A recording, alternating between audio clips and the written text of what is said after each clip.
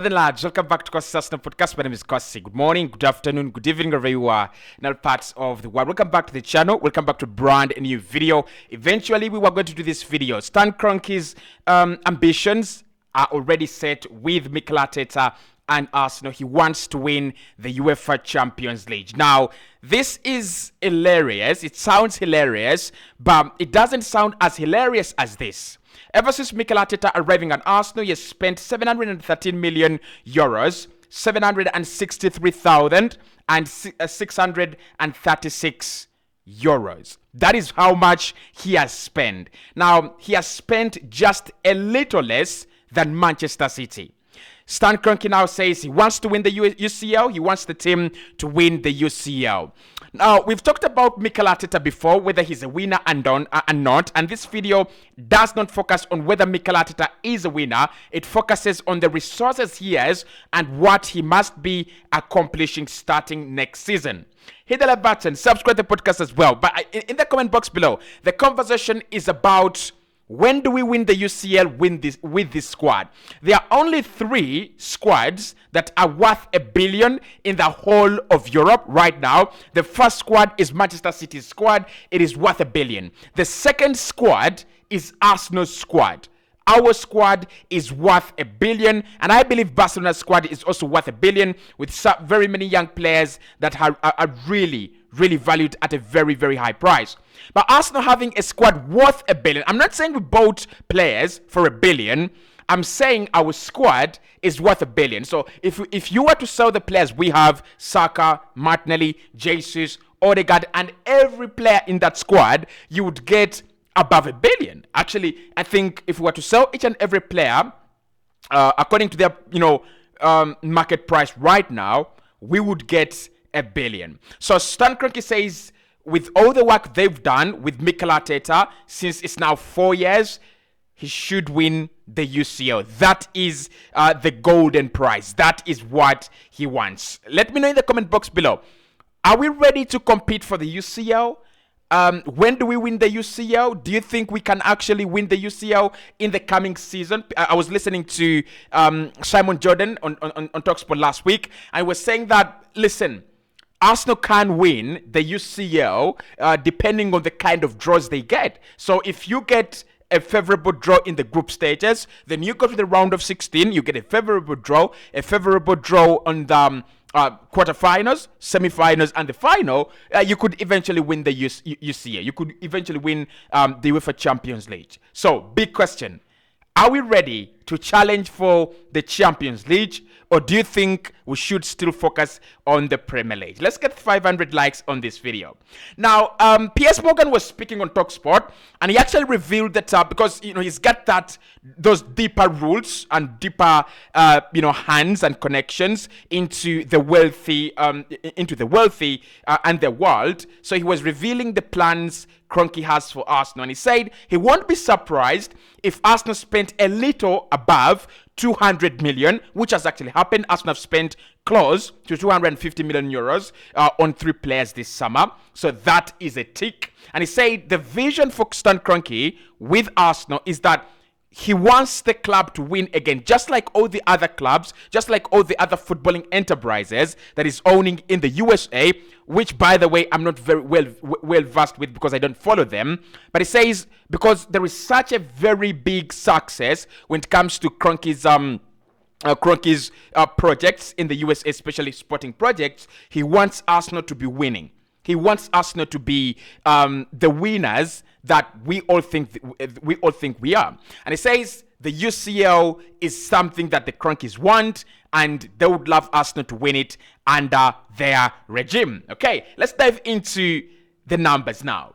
Now, Stan Kroenke, of course, has come under a lot of scrutiny and criticism for not spending money on the club ever since taking over the club fully in 2018. However, that is changing because ever since he gained full ownership in 2018, he started splashing the real cash in 2019 when he signed Arsenal's record signing in Nicola Pepe. In 2020, in the summer of 2020, he signed Thomas Partey for Arsenal. 2021, he did bring in a few players, of course, that totaled up to 106 million euros. In the summer of 2022, Arsenal went on to spend more money, and in the summer of 2023, we have spent and we are outspending each and every team in the market right now. So you've got to agree that Stan Kroenke has some benefit of the doubt on the fan side, but then he's also now has gotten the right and the credit to ask for a title, to ask for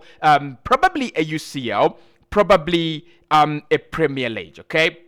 Now, Mikel Arteta as the manager has spent in the Arsenal job since 2019 to 2023. That's about 4 years. Next season is going to be his 4th full year as Arsenal manager, because he came in December 2019. So his first season actually started in the summer of 2020. That was his first full season, 2020-2021. 2021-2022, that was his second season. 2022-2023 will be, or has been actually, his third season. So 2023-2024 is going to be his 4th full season as Arsenal manager. But during that time, he has actually spent 713 million. Like 713 million. Just to put this into context, Arsenal have outspent every other team in the Premier League apart from Manchester City during that period of time. We've outspent every other team. So the money has been released. The squad has been built. Where do we go from here? Like I said at the beginning of this video, Arsenal's squad is a little over $1 billion. So we have the talent in there, and we have the resources in there as well. So is it time to demand Mikel Arteta the title? In my opinion, it is. And when Stan Kroenke says that he wants to win the UCL, probably it's not going to be the coming season. Probably it's not going to be in the next 2 years, but he expects when this team peaks, when these players arrive into their peak, we must have a UCL. And I really agree with them, because most of the players we've signed in the last 4 years are actually very young players that are not even expected to peak in the next season, let alone the season after next season. Just to put this into perspective, Arsenal's average age last season was 23. So we think that players peak between 25 to 30. That means that we will need another 3 seasons before most of our players arrive into their peak.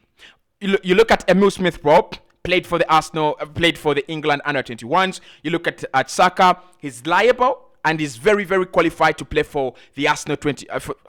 Why do I keep on saying Arsenal? For the England under-21s as well. Martinelli has not yet reached anywhere close to his peak. The likes of Odegaard, the likes of William Saliba, and the rest. So this team still has a long way to go before we can say the team has peaked. Before we can say they've arrived in that, in that era where Real Madrid won almost 6 UEFA Champions League titles. Remember that time when Madrid literally, if they didn't play a semi-final for the UCL, they played a final. So our team is actually very far away from that. But having spent 300 million less of $1 billion, it shows it's a statement of intent from Stan Kroenke. It shows that he's finally willing to invest in this football club, and is finally willing to go, okay, maybe I've not been such a very good owner in the last maybe couple of years, but now here I am and I'm on the drawing board. Now, Mikel Arteta's pressure has already started. And for me, Mikel Arteta's pressure started in the season 2021-2022 when he failed to qualify for the UEFA Champions League. Yes, his project was a little bit, it was too early for the project. It was an overachievement for us to go to Europe if we had done. But that is when the pressure started. That is when the real division actually started. Do Arsenal win do Arsenal, have the balls to go to the UEFA Champions League, or do we actually bottle it Eventually, we bottled it, and some fans actually developed a perspective that Mikel Arteta is not a winner, and the others actually developed a perspective that is a very good progressive manager who has actually brought us thus far. Last season, it was almost the same. The difference is that this time it was all about the title. And as many people saw it as a very big and huge progress in our way and our path to glory and greatness, many people actually saw it as a point of weakness for Mikel Arteta not to win the title after leading the Premier League table for 248 days. So, now Kroenke wants the UCL. After us failing to see the title through, Kroenke sees the UCL. Now, this is my opinion. Mikel knew what this job was going to take. It was going to be very hard for you as a young manager, as a novice manager, to come in and establish yourself among establishments like Klopp, establishments like Thomas Tuchel at the time, establishments like Pep Guardiola. It was always going to be very hard. So he either needed the backing of the manager, of the ownership, or he needed a lot of time to go with the Arsene Wenger model. Now we've decided to go with some bit of time, some bit of patience, but with also huge investment. You can imagine, Manchester City have a £100 million signing, Arsenal do have a £100 million signing, Chelsea have a £100 million signing. I'm not really sure if Man United have a £100 million signing. But you can understand and you can see where we're going with this. It shows that Arsenal has raised the level to sit on the same table as Liverpool, who have signed Alisson and Virgil van Dijk for fees in the range of 70s.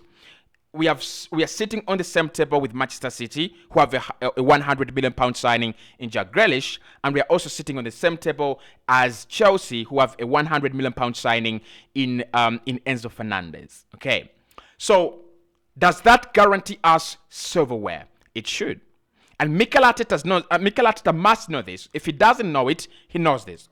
If you have a squad worth £1 billion, and you're not Borussia Dortmund, and you're not Ajax, and you're not Benfica, because Benfica are an exception for one or two reasons. One, they are cast, as far as I can understand from the street rumors. So literally, whatever squad they have, they will not win the UCL. But the other exception is they will occasionally, once in a while, win the league, whether they have a very good squad or not. So why I'm saying that those clubs are an exception is their model is to sell. They buy, they groom, they sell. So literally, when they buy a player or when they buy players, their squad is probably worth 100 million. But then they groom these players to become such world stars that by the time they sell them, they have squads worth £1 billion. I think there was a time when Dortmund had a squad worth £1 billion. Okay, so this is where Arsenal are. And our strategy as a club is much more similar to Manchester City's. I don't think Arsenal is spending a lot of money on one signing, like one major signing. What we are doing is we are going smart in the market, like Manchester City have done, and that actually gives us, a lot of confidence when it comes to fighting and propelling Manchester City for the title. Because Manchester City as well, they don't spend these ridiculous amounts of money per player. Okay, they've spent a lot of money on Kevin De Bruyne, but it wasn't 100 million. They've spent a lot of money on Ilkay Gundogan, but it was not even 50 million. They've spent a lot of money on Riyad Mahrez, but it wasn't even, it wasn't 100 million. So you understand where I'm going with this. So it means that Arsenal have gone with the same direct approach as Manchester City. Bring in good players, groom them into winners, okay? Just help them gain that confidence and become winners. That is the strategy. So next season, do we win the EPL?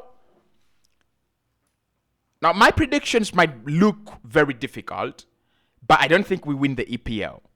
Like, straight away, if you ask me, are Arsenal sure champions? No. But do we have a chance to win it? Absolutely.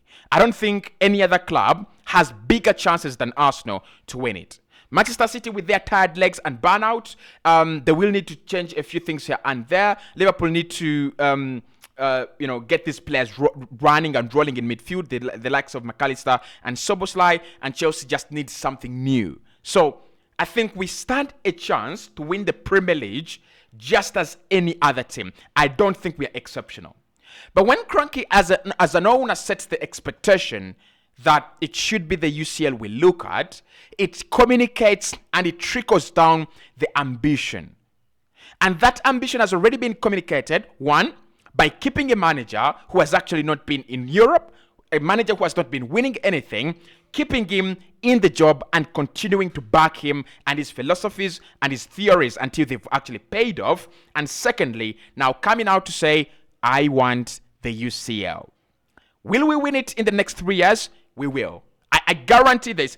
I really do guarantee this. Arsenal will win the UEFA Champions League in the next 3 years. Now, the new model could have its advantages and disadvantages. I'm not really well versed with what UEFA is trying to achieve with changing the format of the UEFA Champions League, but I will do an explainer video for that when we get there.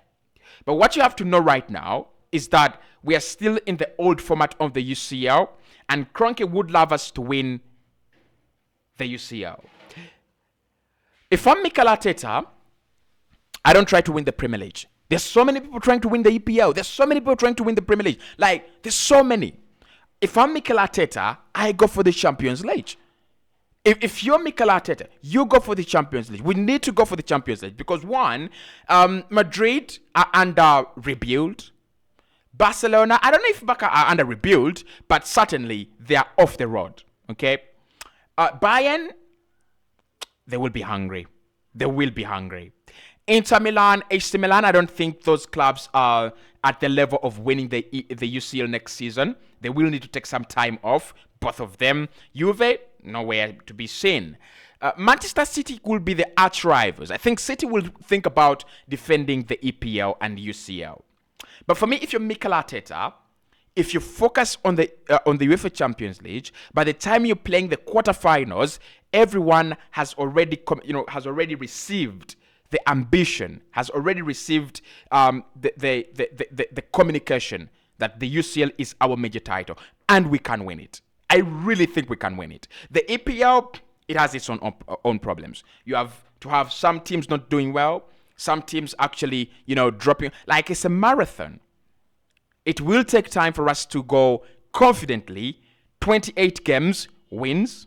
Okay, actually not 28, but around 32 games wins, 4 draws and 2 losses, or 3 draws and 3 losses. It will take some time. But for the UCL, we just need to behave like mercenaries. But I could see a lot of positivity from Stan Kroenke's ambition. And if you're an Arsenal fan, just like Kroenke said, it's time to be excited.